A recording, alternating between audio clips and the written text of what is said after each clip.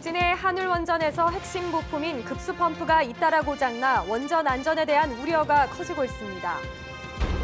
한수원이 경주 월성원전에 사용 후 핵연료 임시 저장고를 증설할 계획인데 지역사회 전체가 반발하고 있습니다.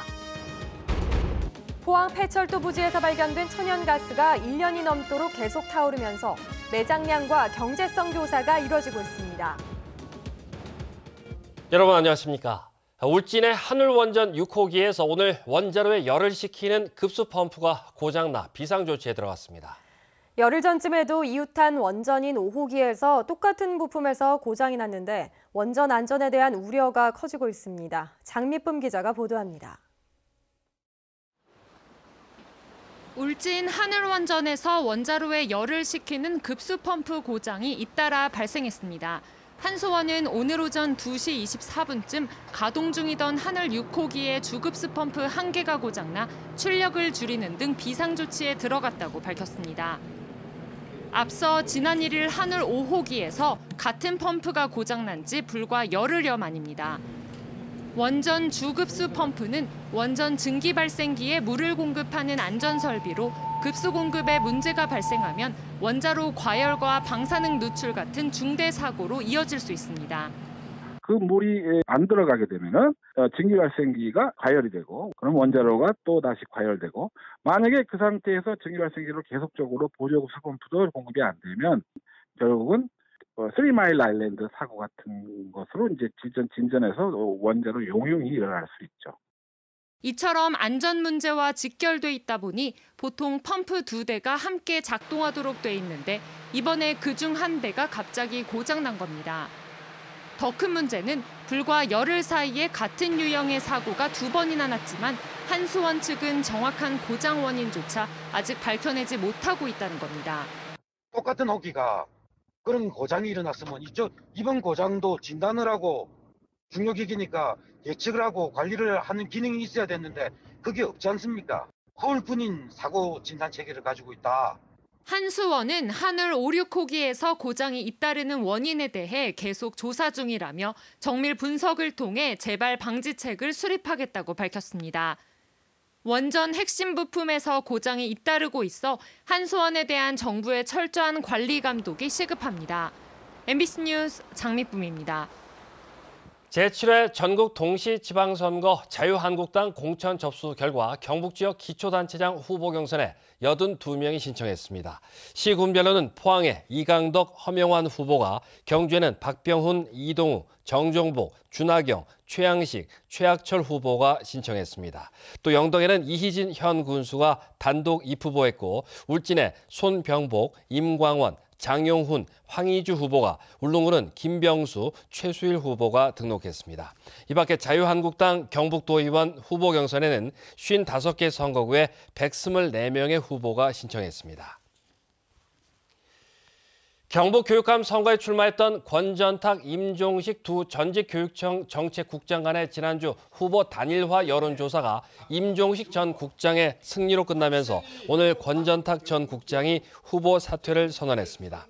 권 전 국장의 사퇴로 보수 후보군이 김정수, 안상섭, 이경희, 임종식 후보 등 4명으로 좁혀진 가운데 추가 단일화 여부에도 관심이 모아지고 있습니다. 앞서 도내 진보 진영은 이창규 전 전교조 경북지부장을 단일 후보로 선출하면서 경북교육감 선거 사상 첫 보혁 대결 구도가 형성된 상태입니다.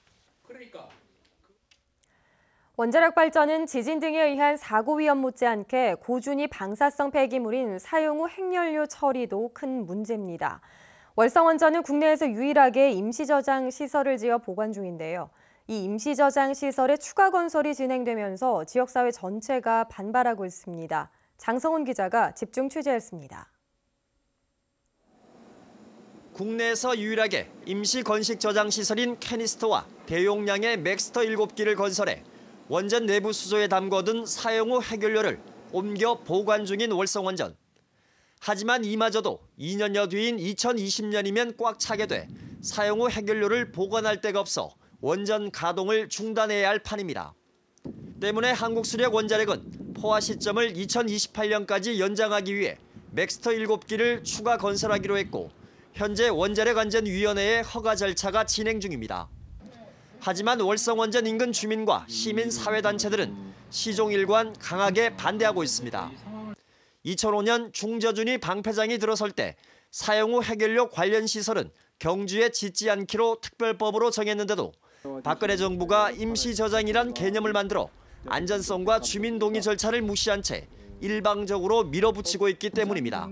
적어도 이 고준위 관련해서는 재공론화가 먼저 되고 국민적 합의가 어느 정도 되고 난 다음에 어떤 행동이든지 해야 된다. 최근에는 경주시 의회도 공식적으로 반대 입장을 표명하는 등 임시 저장 시설에 대한 반대 여론이 지역 사회 전체로 확산되고 있습니다. 원전 내 임시 보관 중인 사용 핵 연료를 반드시 완축하고 고준위 방사성 폐기물 처분 시설을 조속히 설치하라.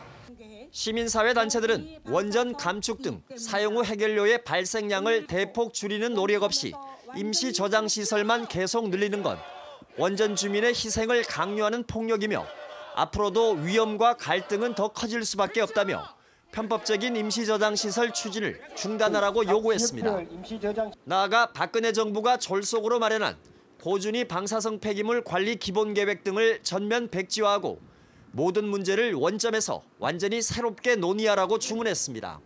어차피 10만 년 이상 안전하게 보관을 해야 되는 것인데 그것을 이제 1, 2년 어떤 시간에 쫓겨서 해서는 안 된다. 충분한 시간을 가지고 우리가 논의를 해야지 미래 세대가 입을 수 있는 어떤 피해나 경제적 손실을 좀 최소화할 수 있는. 산업통상자원부는 시설의 안전성과 주민 동의 두 가지 원칙이 충족되면 임시 저장 시설을 짓겠다는 입장입니다. 시설의 안전성 부분이 확보가 되고 지역 주민들의 그런 동의, 즉 수용성, 지역 주민들의 수용성이 확보가 되면은 산업통상자원부는 오는 6월 지방선거 이후 고준위 방사성 폐기물 관리 기본 계획에 대한 재공론화 과정을 거쳐 내년 안에 새로운 관리 기본 계획을 마련할 예정인데 국민적 합의를 어떻게 도출해낼지 주목됩니다. MBC 뉴스 장성훈입니다. 중저준위 방사성 폐기물의 관리 비용과 원전의 해체 비용이 계속 늘고 있습니다. 산업통상자원부에 따르면 중저준위 방사성 폐기물의 관리 비용은 지난해 말 기준 200리터 한 드럼당 1,373만 원으로 기존보다 12.6% 인상됐고 원전의 해체 비용도 7,515억 원으로 16.7% 올랐습니다. 이는 원자력안전법 개정에 따라 중저준위 방패장의 관리 기간이 100년에서 300년으로 늘고 원전 해체 복원 기준이 강화됨에 따라 방사능제염과 철거비, 폐기물 운반비 등이 상승했기 때문입니다. 포항에서 발견된 천연가스가 육상에서는 처음으로 1년 넘게 타오르고 있습니다. 2, 3개월이면 꺼질 것으로 예상돼 대수롭지 않게 여겼다가 뒤늦게 매장량과 경제성 조사가 이루어지고 있습니다. 김경 기자가 보도합니다. 지난해 3월 8일 폐철도 공원화 사업 현장. 지하수를 개발하기 위해 200m 아래로 시추공을 뚫던 중 천연가스가 새나와 불이 붙었습니다. 우리나라에서도 가스가 발견됐다며 흥분했지만 경제성이 낮다는 이유로 대신 불의 공원을 조성해 놨습니다. 우리나라 같이 에너지가 없고 이런 나라에서 이 자연적으로 이렇게 온다 하는 게 이걸 기술적으로 좀 개발을 해가지고. 불은 예상외로 1년이 지나도 꺼지지 않자 한국지질자원연구원 등은 지난달부터 인근 지역을 굴착해 가며 가스 매장량 정밀 조사에 들어갔습니다. 이와 함께 음파로 땅속 구조를 확인하기 위한 탄성파 탐사도 진행되는데 결과는 9월에 나올 전망입니다. 이 지역에 대한 조사 탐사를 좀 더 정밀히 수행을 해서 이번 연구 결과에서 나오는 잠재적인 자원량을 바탕으로 경제성이라든지 차후 활용 방안에 대해서 좀 더 연구를 해요. 이런 가운데 포항에서 간간히 발견되는 천연가스를 전체적으로 조사해야 한다는 지적이 설득력을 얻고 있습니다. 최근 시의회 5분 자유 발언에서 이재진 의원은 200억 원 정도로 추정되는 가스를 허공에 날렸다며 안타까워했습니다. 70년대에 보면은 해도, 용동, 성곡 지역에서도 가스가 나왔습니다. 따라서 이 지역만 하는 것이 아니고 전체 지역을 포항에서도 천연가스를 생산할 수 있을지 관심이 커지고 있습니다. MBC 뉴스 김기영입니다. 해오름 동맹을 한 포항과 경주, 울산시의 문화관광 분야 실무 공무원들이 오늘 경주에서 새 첫 모임을 갖고 11건의 업무를 협의했습니다.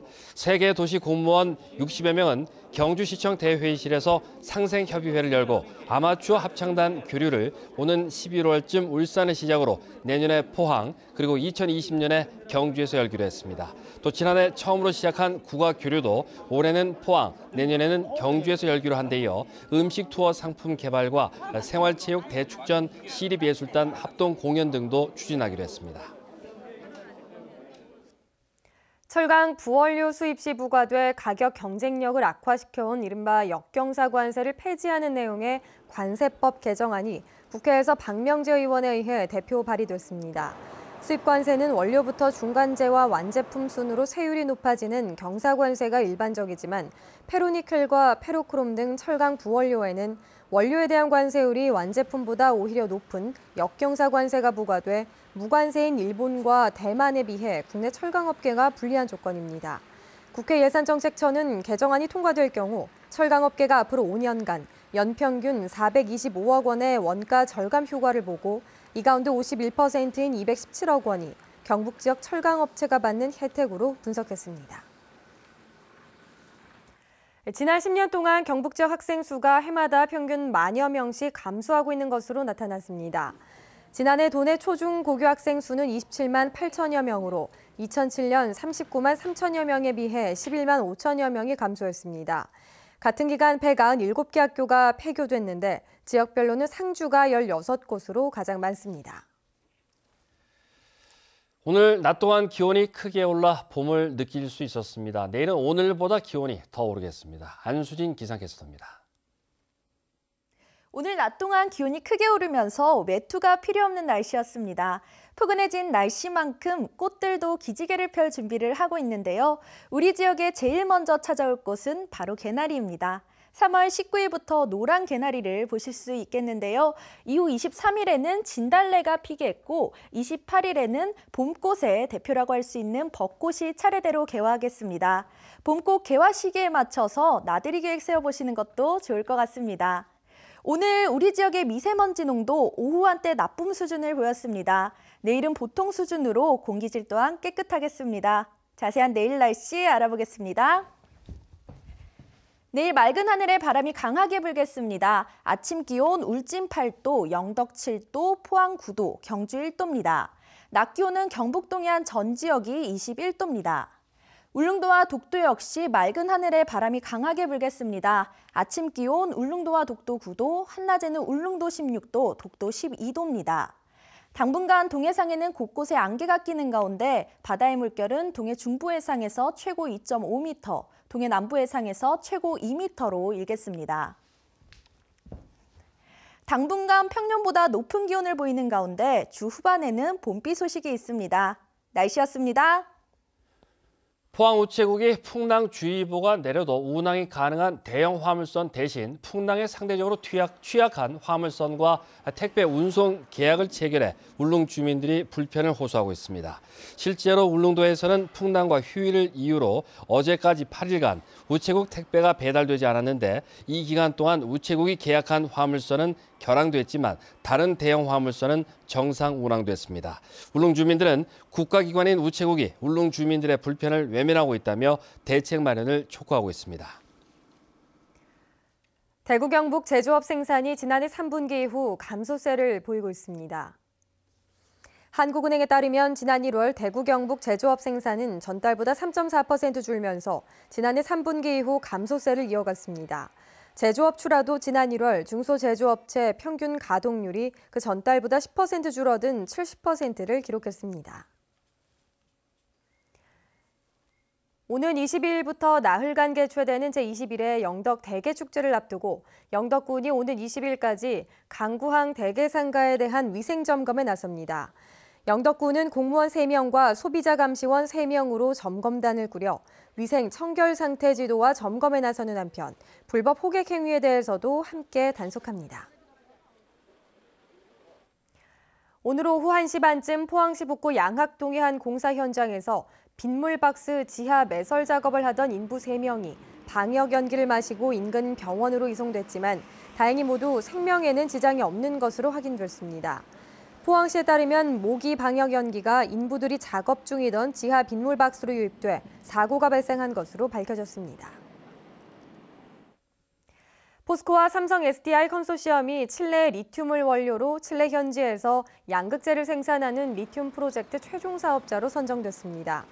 이에 따라 포스코 삼성 SDI 컨소시엄은 575억 원을 투자해 칠레 북부의 양극재 생산 합작 법인을 설립하고 2021년 하반기부터 연간 3,200톤 규모의 전기차용 고용량 양극재를 생산할 계획입니다. 세계적으로 산업용 에너지 저장 장치에 대한 수요가 급증하면서 리튬이온 전지의 필수 소재인 양극재 시장도 매년 20에서 30%씩 성장하고 있습니다. 포항시가 확포장한 도로를 1년여 만에 또다시 파헤쳐 중복 굴착 지적을 받고 있습니다. 네, 이상으로 포항 MBC 뉴스데스크를 마치겠습니다. 여러분 고맙습니다.